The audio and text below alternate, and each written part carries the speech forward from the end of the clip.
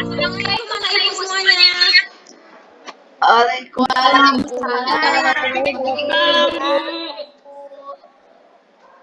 Bagaimana kabar kalian? Sehat? Sehat, Bu. Alhamdulillah. Alhamdulillah Ibu senang banget rasanya bisa ketemu sama kalian lagi. Di kali ini kita masuk ke tema 2. Tapi sebelum itu, Ibu tengok kalian rasanya semangat-semangat kali, mukanya pada cerah. Gimana kalau misalnya kita ice breaking terlebih dahulu? Dan ice breaking kali ini Ibu mau ayo pimpin ice breaking teman-temannya. Oke, siap, Bu. Oke, teman-teman, kita mulai ice breaking pada pagi hari ini ya. 1, 2, 3. Pertama, duduk dan berdoa. Kedua, Baru dengarkan sesama. Ketiga, paham apa yang Tuhan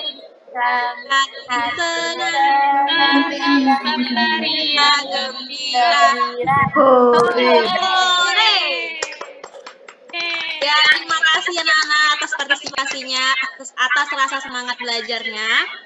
Baik, kita lanjutkan berdoa. Coba Ibu mau Bunga Aulia pimpin doa teman-temannya. Baik, Bu.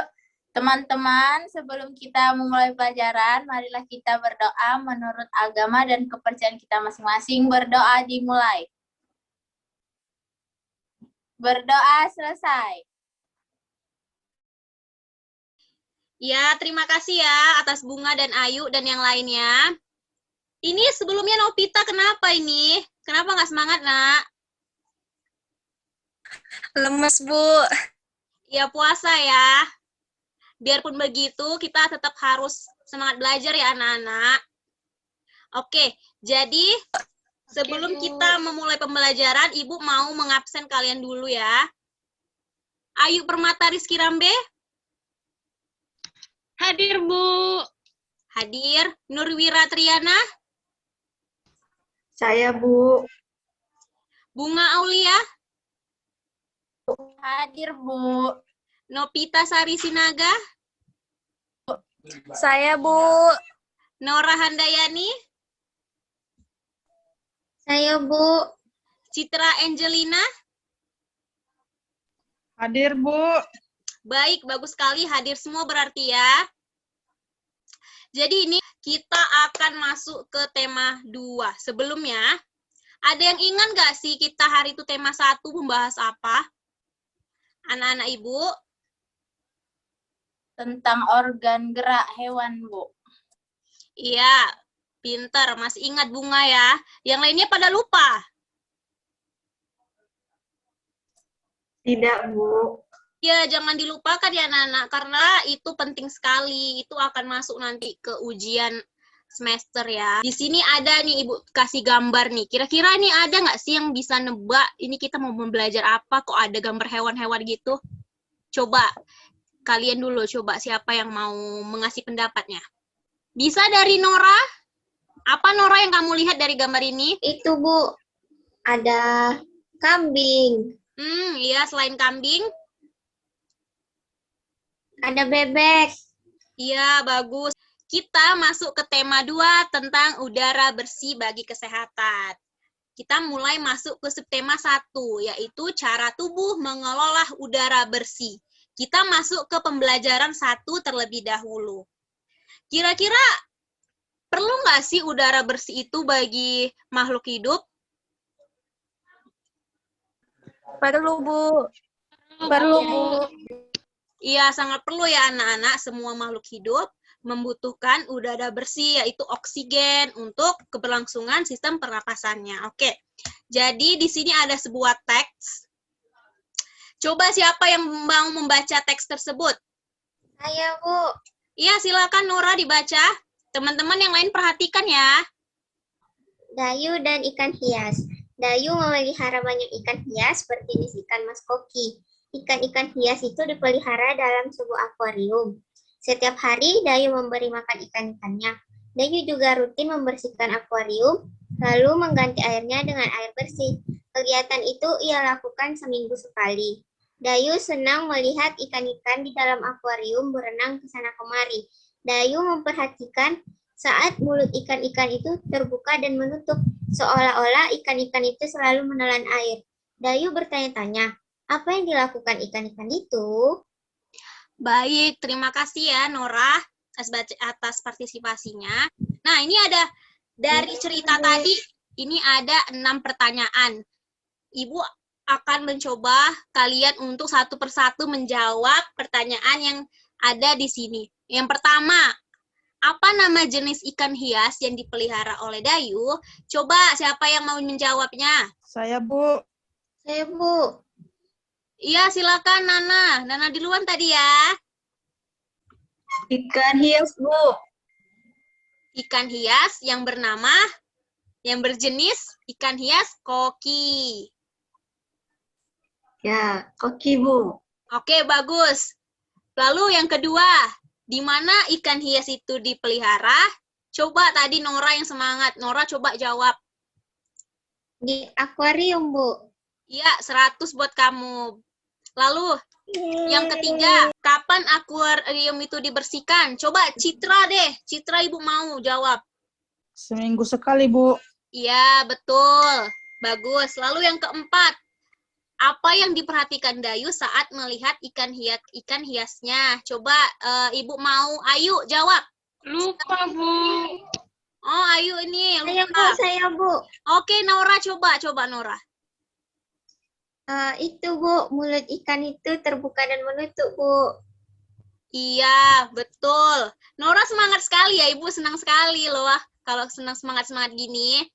Lalu yang kelima, kapan ikan hias itu dibersihkan? Kalau tadi akuarium, sekarang ikan hiasnya kapan dibersihkan? Kapan diberi makan? Oh, ini Ibu ada salah sedikit. Ini ada 5. Kapan ikan hias itu diberi makan? Setiap hari, Bu. Iya, betul sekali Citra. Bagus. Dan yang terakhir ini, coba Nopita deh, Ibu mau. Siapa yang memelihara ikan hias? Dayu, Bu. Iya, 100 buat kamu. Pintar-pintar ya kalian anak-anak.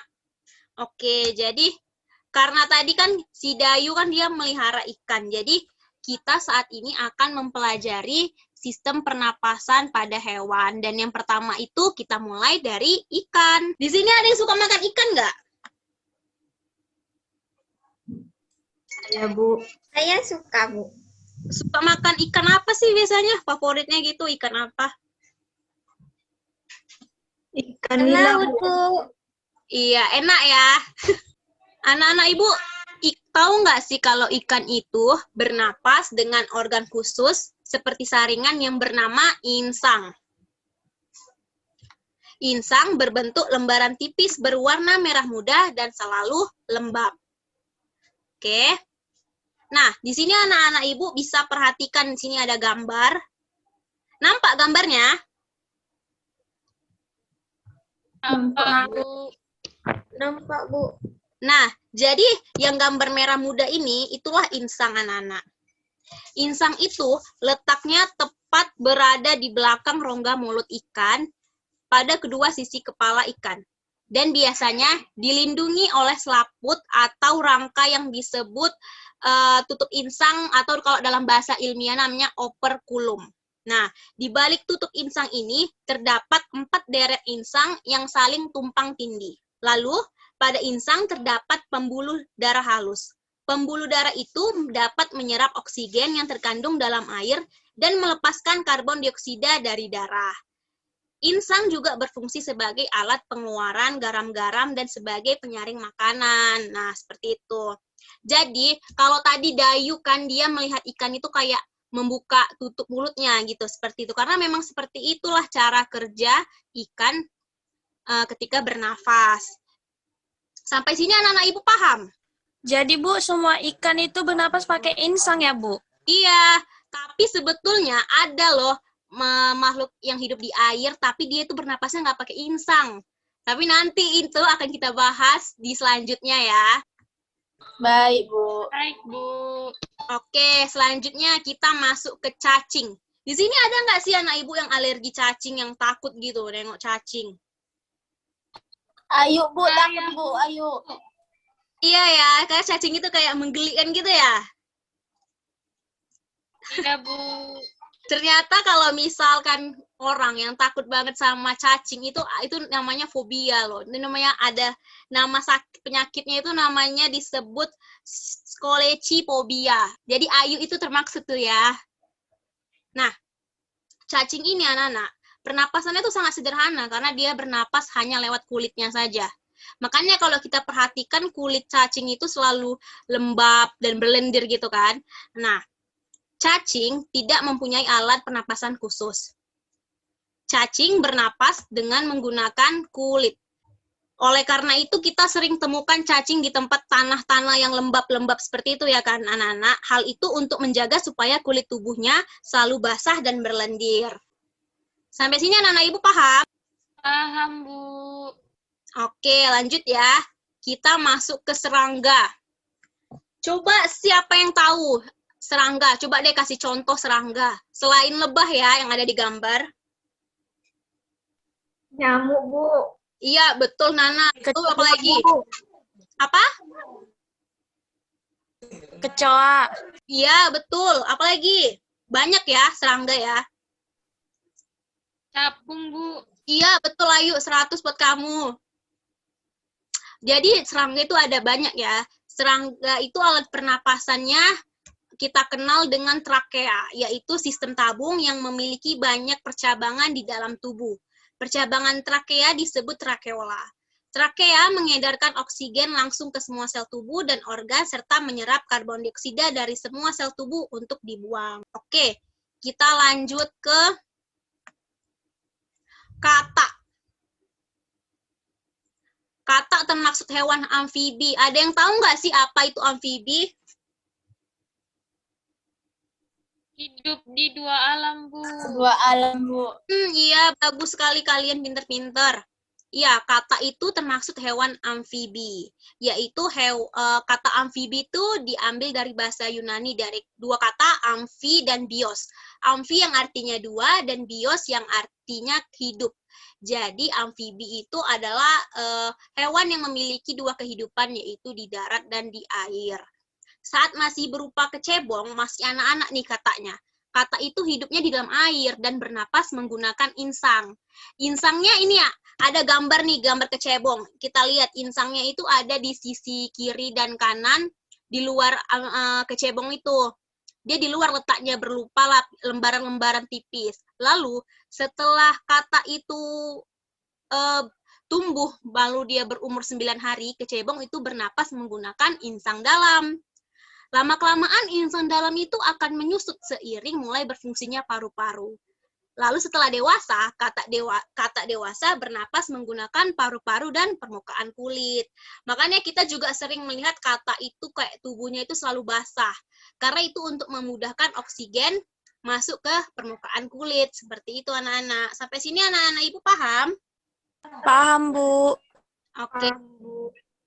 Ada yang mau ditanyakan nggak? Saya, Bu. Apa coba Nana? Jadi selain kata, hewan amfibi lainnya apa, Bu? Ya, apa itu? Bagus itu pertanyaannya. Selain kata, apa lagi ya yang termaksud amfibi? Kodok, ya, termaksud kan amfibi? Iya kan? Iya, Bu. Lalu coba Bu, selain jadi ya. kalau menurut organ-organ yang dimiliki oleh kata ini sama nggak, Bu, dengan yang dimiliki oleh kodok, Bu?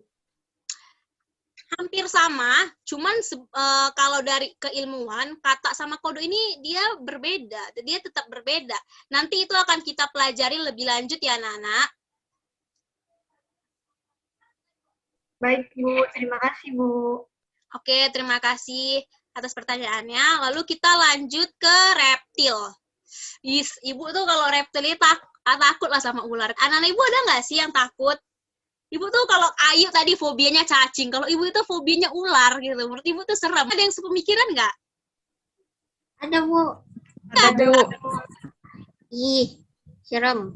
Serem kan? Iya, tapi nengok orang-orang yang yang Nora, Bu. hobi ngoleksi ular gitu kayaknya hebat gitu ya, aneh gitu ya. Oke, jadi ular ini, ular, kadal, cicak, buaya, itu biawak, itu termaksud hewan reptil. Hewan reptil ini bernapas dengan menggunakan paru-paru.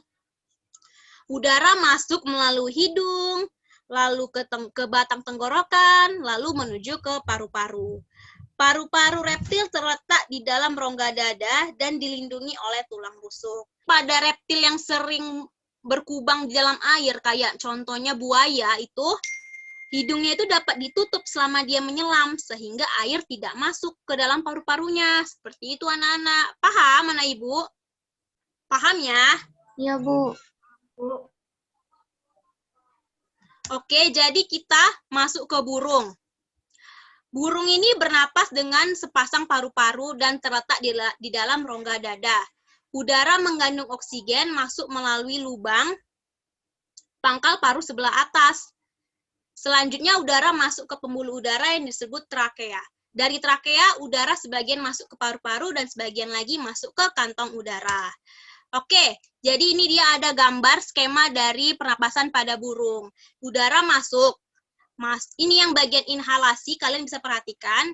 Udara masuk, dia ke kantong udara, lalu dia melewati paru-paru. Tapi pas di kantong udara, dikumpulkannya tuh udara banyak-banyak. Sehingga pada saat dia terbang, pada saat burung terbang, burung itu nggak bernapas lagi, nggak perlu menghirup udara lagi, karena dia sudah mempunyai cadangannya yang terletak di kantong udara. Seperti itu anak-anak. Paham anak-anak ibu sampai sini? Paham, Bu. Oke. Sekarang nih kita masuk ke mamalia. Mamalia itu adalah jenis hewan yang menyusui anaknya. Dan mamalia itu ada dua jenis anak-anak, yaitu ada mamalia darat dan mamalia air.